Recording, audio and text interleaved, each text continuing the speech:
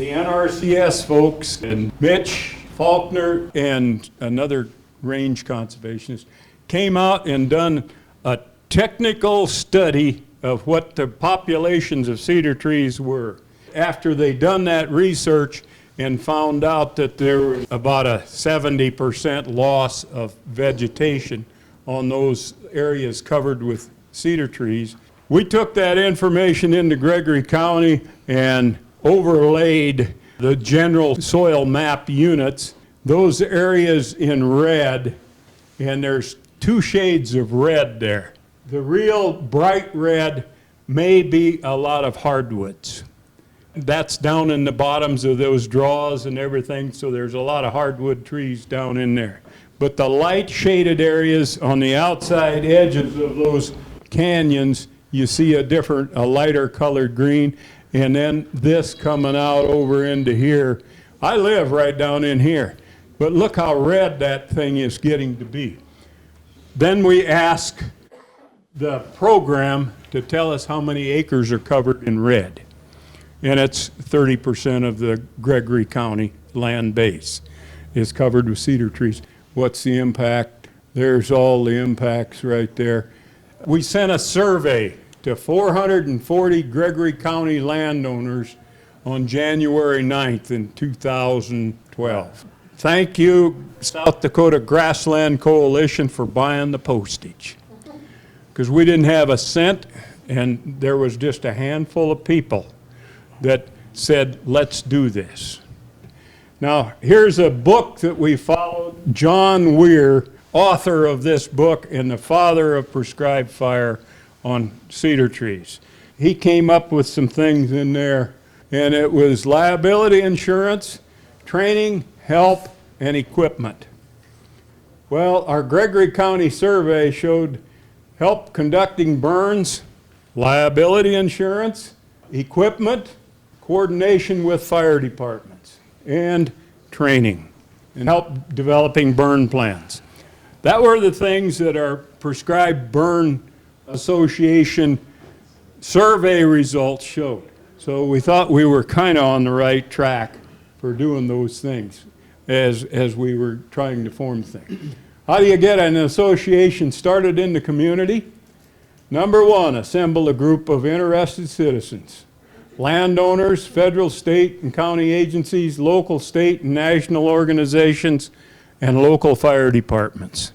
Formed a steering committee, tried to get involved these different classes of people, I'm going to say, are their job descriptions. And really, the advantage of being organized, if somebody comes to us and they say they want to burn, we have that organization now to help them get through a burn plan, to help them start planning, to help them work with NRCS to get their brush management in order, and everything can start working a lot more seamless. We can help you with figuring out the liability insurance part of it and get a safe burn plan so you can have a safe burn on the ground. I will say the other big advantage of getting organized, getting another PBA, Prescribed Burn Association, together, maybe you can get one started over here along the James River. One of the cool things, since I come on in 2016, we were kind of running into a problem along the Missouri River, to no one's fault at all, but everybody knows there's take ground on both sides of the Missouri River that is Corps of Engineers and Game Fish and Parks, and there was just some jurisdictional issues that hadn't been dealt with just because we're the first burn association and those things just hadn't been ironed out yet.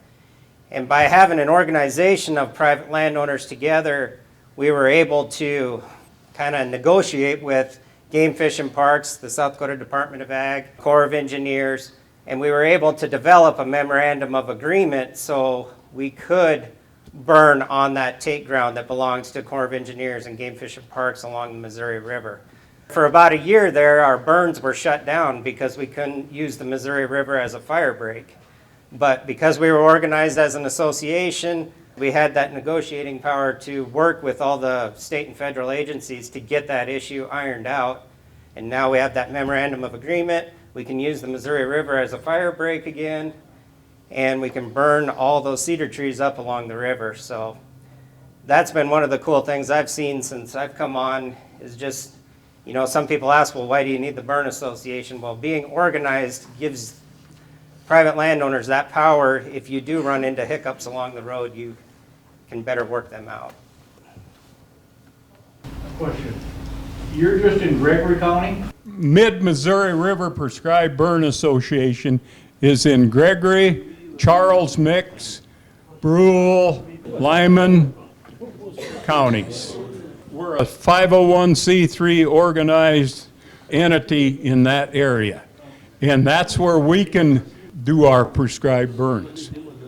Why did we choose that area? It's along the Missouri River, and there's cedar trees there. I'll just add on that, Dave.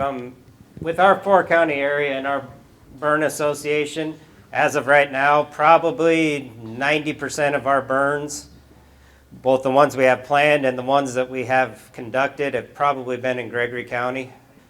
You know, right now our nucleus really is Gregory County, but the interest is growing in the other 4 counties. That we keep getting more and more interest from the other 4 every year, and I think eventually down the road the plan is to have individual burn communities in each county where, you know, all of us from the Gregory County group, we don't have to travel 70 miles over to somewhere else if they can kind of get their burn community going. That's kind of the idea way down the road, but as of right now, we go everywhere in the 4-county area to help people get, because it's new for everybody, this prescribed burning in South Dakota.